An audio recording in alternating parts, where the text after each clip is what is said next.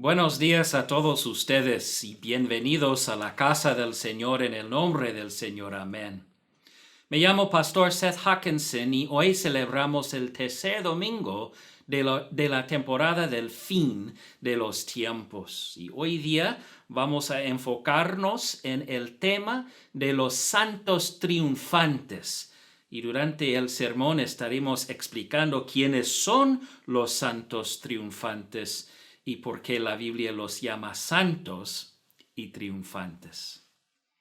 Como siempre, comenzamos en el nombre del Padre, y del Hijo, y del Espíritu Santo. Amén. Amados en el Señor, acerquémonos con corazón recto, y confesemos nuestros pecados a Dios nuestro Padre, suplicándole en el nombre de nuestro Señor Jesucristo, que nos conceda el perdón. Nuestro socorro está en el nombre del Señor, que hizo los cielos y la tierra. Confesaré, dije contra mí, mis transgresiones al Señor, y tú perdonaste la maldad de mi pecado. Dios Todopoderoso, Creador y Redentor nuestro, confesamos que somos por naturaleza pecadores e impuros, y que hemos pecado contra ti en pensamiento, palabra y obra. Por tanto, nos refugiamos en tu infinita misericordia, buscando e implorando tu gracia por nuestro Señor Jesucristo. Confesemos pues nuestros pecados a Dios. Oh Dios misericordioso, que has dado a tu unigénito Hijo para morir por nosotros, ten misericordia de nosotros, pobres pecadores, y por amor de Él concédenos el perdón de todos los pecados. Y por tu Espíritu Santo, aumenta en nosotros el verdadero conocimiento de ti y de tu voluntad, y la verdadera obediencia a tu palabra, a fin de que por tu gracia lleguemos a la vida eterna, por el mismo Jesucristo nuestro Señor. Amén. Hermanos y hermanas en Cristo, Dios Todopoderoso, nuestro Padre Celestial, en su misericordia nos ha dado a su Hijo, a Jesús. Y por medio de la vida inocente y la muerte de Jesucristo, el Padre ahora nos perdona todos nuestros pecados. Por lo tanto, como siervo de Cristo y por su autoridad, les declaro a ustedes el pleno perdón de todos sus pecados. En el nombre del Padre, y del Hijo, y del Espíritu Santo. Amén. Oremos. Dios Todopoderoso y Salvador, has fijado el día y la hora finales en que seremos librados de este mundo de pecado y muerte. Guárdanos siempre alerta por la venida de tu Hijo, para que podamos sentarnos con Él y todos tus santos en la fiesta de bodas en el cielo. Por Jesucristo, tu Hijo, nuestro Señor, que vive y reina contigo y con el Espíritu Santo, siempre un solo Dios, por los siglos de los siglos. Amén. La santa palabra designada para este domingo se encuentra en la carta del apóstol Pablo a los tesalonicenses, su primera carta a los tesalonicenses. Y hoy estamos en el capítulo 4 y comenzamos desde el versículo 13. El título aquí se llama La venida del Señor. Hermanos, no queremos que ignoren lo que va a pasar con los que ya han muerto, para que no se entristezcan como esos otros que no tienen esperanza. ¿Acaso no creemos que Jesús murió y resucitó? Así también Dios resucitará con Jesús a los que han muerto en unión con Él. Conforme a lo dicho por el Señor, afirmamos que nosotros, los que estemos vivos y hayamos quedado hasta la venida del Señor, de ninguna manera nos adelantaremos a los que hayan muerto. El Señor mismo descenderá del cielo con voz de mando, con voz de arcángel y con trompeta de Dios, y los muertos en Cristo resucitarán primero. Luego, los que estemos vivos, los que hayamos quedado seremos arrebatados junto con ellos en las nubes para encontrarnos con el Señor en el aire. Y así estaremos con el Señor para siempre. Por lo tanto, anímense unos a otros con estas palabras. Palabra de Dios, te alabamos, Señor. Amén. Yo diría que una de las cosas más difíciles de ser cristiano es creer que a pesar de todo, sigues ganando. No es que esta vida sea un concurso, pero cuando consideras todos los recordatorios diarios de que estás fallando, tu salud se está deteriorando, tu matrimonio tal vez no es exactamente lo que pensabas que sería el día de tu boda, el constante declive de la moralidad en la sociedad, el declive de las iglesias cristianas, la pérdida de seres queridos, el hecho de que a esta edad deberías haber ahorrado más para la jubilación, pero no lo has hecho. O sea, ustedes se dan cuenta de que podríamos seguir y seguir con ejemplos. ¿Hay algún recordatorio de que como cristianos estamos ganando? Les aseguro que este no va a ser un sermón pesimista. Ya hay bastante pesimismo en las noticias sobre el futuro. Más bien, a pesar de lo que yo acabo de decir sobre el constante recordatorio del fracaso en la vida, este será un sermón muy alentador. Pablo dice al final de nuestros versículos de hoy, por lo tanto, anímense unos a otros con estas palabras. Y eso es lo que yo pretendo hacer. Es lo que todos debemos hacer, especialmente en estos últimos días antes del regreso de Jesús. Porque la respuesta a esa pregunta, ¿hay algún recordatorio de que como cristianos estamos ganando? La respuesta es, depende de dónde mires. Si buscas evidencia de triunfo fuera de Jesucristo, solo encontrarás fracaso. Porque eventualmente todo se rompe, ¿no? Todo termina o muere. Pero en Jesucristo, todo lo que se rompa será arreglado. Lo que termine comenzará de nuevo y lo que muera vivirá. Pero solo en Jesucristo. Hoy celebramos el Domingo de los Santos Triunfantes. ¿Quiénes son los santos? Los santos son los creyentes que están en Cristo. No son un grupo especial de creyentes que son más santos o más cercanos a Dios que todos los demás creyentes. No. La palabra santo significa libre del pecado. Todo el que cree en Jesucristo como su Salvador es perdonado, es decir, está libre de pecado. Algunos de esos creyentes pues ya están en el cielo ahora mismo, donde están libres de pecado en sí mismos. No hay pecado en el cielo, no hay muerte en el cielo, no hay dolor ni fracaso en el cielo. Son los santos triunfantes. Otros creyentes, como ustedes y yo, todavía estamos en esta tierra y todavía tenemos pecado y sufrimos las consecuencias a diario. Entonces, ¿cómo podemos llamarnos santos a ti y a mí? Bueno, porque la Biblia nos llama santos. Pablo, por ejemplo, dirige su carta a los filipenses. Y los llama santos. Dice a todos los santos en Cristo Jesús que están en Filipos junto con los obispos y diáconos. Bueno, ¿solo está escribiendo a un grupo selecto de cristianos realmente santos? No. Se dirige a los miembros ordinarios de esa iglesia. ¿Cómo es que son santos entonces? Bueno, de nuevo, porque sus pecados han sido lavados en la sangre del Cordero.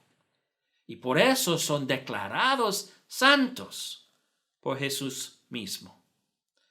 Todos los días en que tú y yo nos despertamos, una vez más somos declarados santos por el mismo Jesús. Lamentaciones capítulo 3, los versículos 22 y 23 nos recuerdan. Cada mañana se renuevan sus bondades. Es cierto que pecamos todos los días, pero todos los días nuestros pecados son lavados de nuevo en la sangre del Cordero. Jesús murió de una vez y por todas. Entonces, ahora mismo, mientras estoy hablando, Dios te declara a ti santo. Estás perdonado. Y cuando estás en el cielo, vas a ser santo, es decir, serás santo en tu persona porque finalmente serás sin pecado, estarás triunfante. ¿Te sientas triunfante ahora mismo? Bueno, de nuevo, depende de dónde mires. Los creyentes tesalonicenses tenían los ojos puestos en el cielo, creían que Jesús, su Salvador, volvería. Sin embargo, cuando pensaron en morir antes de la segunda venida de Jesús, no estaban tan seguros. ¿Cómo podemos triunfar con Jesús si morimos antes de que Él venga? Decían. ¿No nos lo perderemos? Una cosa es estar vivo cuando Jesús venga y nos lleve al cielo sin experimentar la muerte, pero el hecho es que 99% de los creyentes habrán muerto antes de que Él venga. ¿Qué pasa contigo entonces? Pablo anima a los tesalonicenses al explicarles cómo obra la muerte para el creyente. Él dice, hermanos, no queremos que ignoren lo que va a pasar con los que ya han muerto, para que no se entristezcan como esos otros que no tienen esperanza. ¿Acaso no creemos que Jesús murió y resucitó?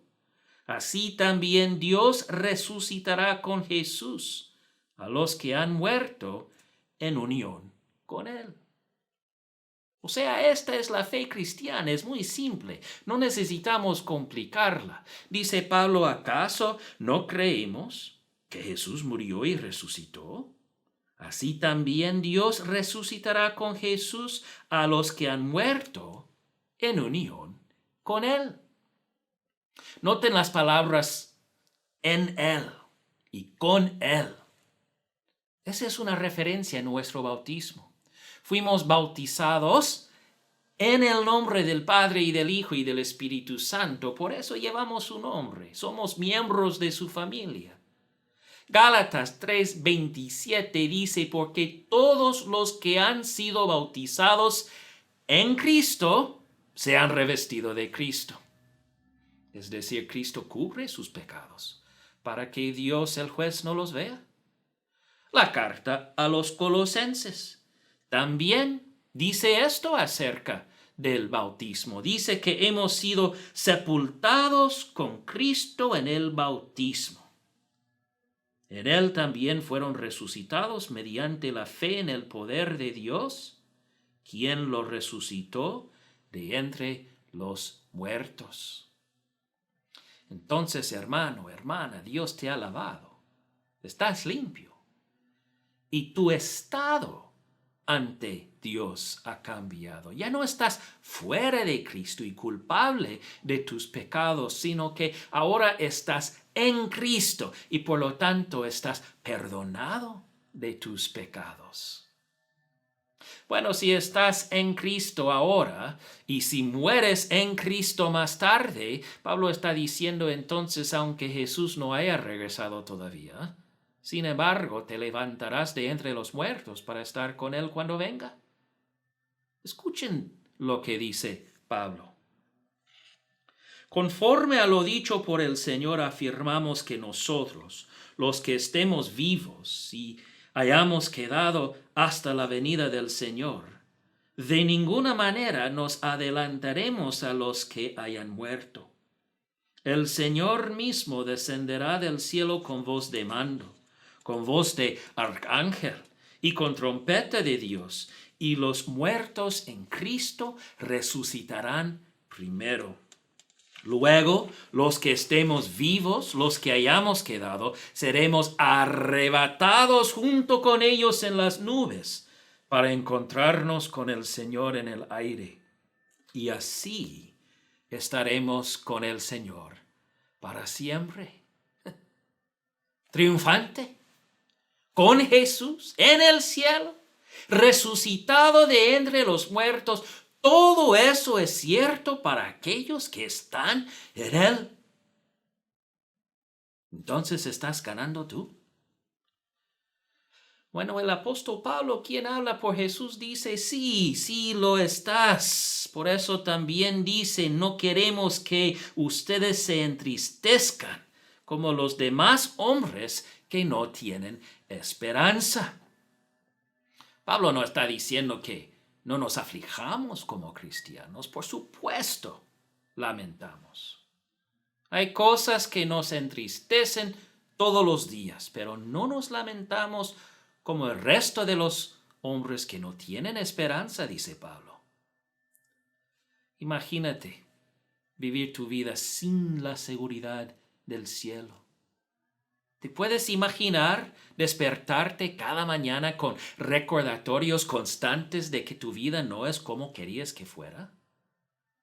¿Qué sucede cuando pones tu esperanza en algo y no sale como esperabas? ¿O qué sucede cuando la persona que esperabas que te hiciera feliz te decepciona? O sea, es por eso que los hombres sufren, los creyentes e incrédulos por igual. La diferencia entonces no es que los creyentes, o sea, los cristianos, no se aflijan, no somos sobrehumanos, Superman. No somos ajenos al pecado de este mundo. El pecado está a nuestro alrededor. El pecado está incluso adentro de nosotros. Y la mayor parte del tiempo nos lamentamos porque nosotros mismos somos la causa del pecado. La diferencia, sin embargo, es que el cristiano tiene esperanza. La esperanza del perdón. La esperanza de que las cosas mejoren. La esperanza de que algún día, pronto dice Jesús, salga victorioso en el reino de los cielos porque Jesús, mi rey, sale victorioso. ¿Lo ves? Jesús ya ganó. Jesús ya resucitó de entre los muertos y yo estoy en Él. Por la fe, Cristo y el creyente son inseparables. Y así, mientras lloramos, lo hacemos sabiendo que las lágrimas pronto pasarán. Que incluso ahora Jesús enjuga las lágrimas de nuestros ojos, nos recuerda, yo gané. Yo sé que no parece así cuando ustedes miran a su alrededor, pero cuando tú me miras en las Escrituras, dice Cristo, es innegable que es cierto. Gané. Y tú también.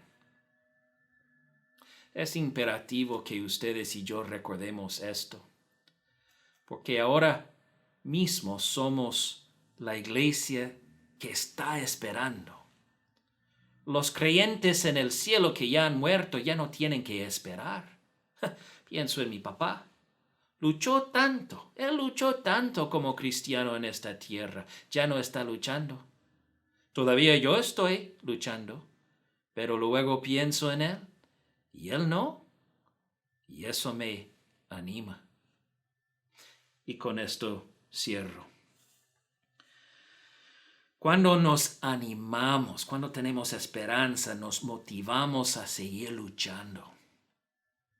Cuando estamos desanimados, cuando nos falta la esperanza, es cuando nos sentimos tentados a rendirnos.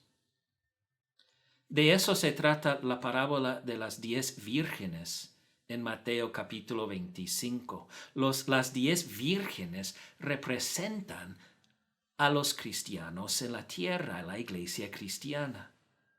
Es una iglesia en espera, esperando que aparezca el novio Jesús. Cuando tú, por ejemplo, esperas mucho tiempo, te desanimas. Te desanimas porque cuando esperas mucho tiempo, piensas en todas las otras veces que esperaste y las cosas no salieron como esperabas. Y entonces la tentación es decir, ¿de qué sirve? ¿Por qué seguir esperando?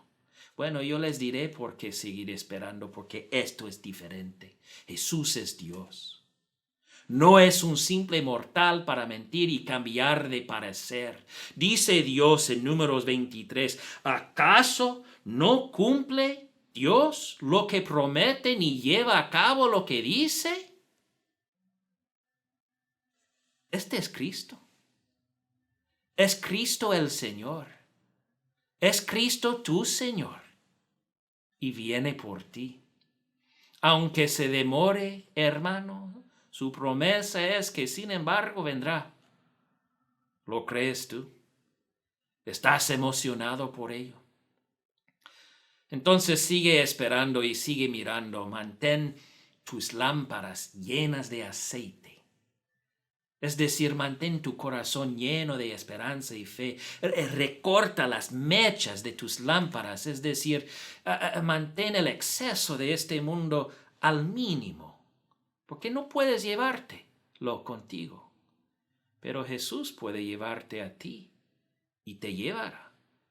Levántense los corazones entonces, iglesias de Dios. Todos los ojos en el cielo. Porque el Señor mismo descenderá del cielo con voz de mando, con voz de arcángel y con trompeta de Dios, y los muertos en Cristo resucitarán primero. Luego los que estemos vivos, los que hayamos quedado, seremos arrebatados junto con ellos en las nubes para encontrarnos con el Señor en el aire. Y así estaremos con el Señor para siempre. Por lo tanto, anímense unos a otros con estas palabras. Y todo el pueblo de Dios dijo, amén.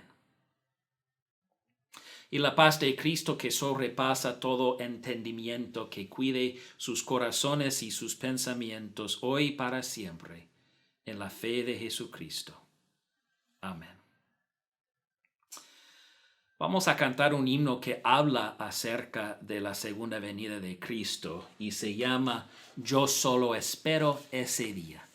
Y lo cantaremos junto con la guitarra.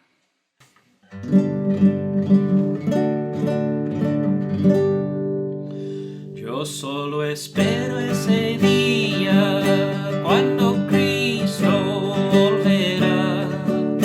Yo solo espero ese día cuando Cristo volverá. Afán y todo trabajo para mí terminará. Cuando Cristo venga, a su reino me llevará. Ya no me importa que el mundo me desprecie por doquier. Ya no soy más de este mundo, soy del reino celestial. Yo solo espero ese día cuando me levantaré de la tumba fría con un cuerpo ya inmortal. Entonces ahí triunfante y victorioso estaré a mi Señor Jesucristo, cara a cara le veré. Ahí no habrá más tristezas ni trabajos para mí. Con los redimidos al Cordero alabaré.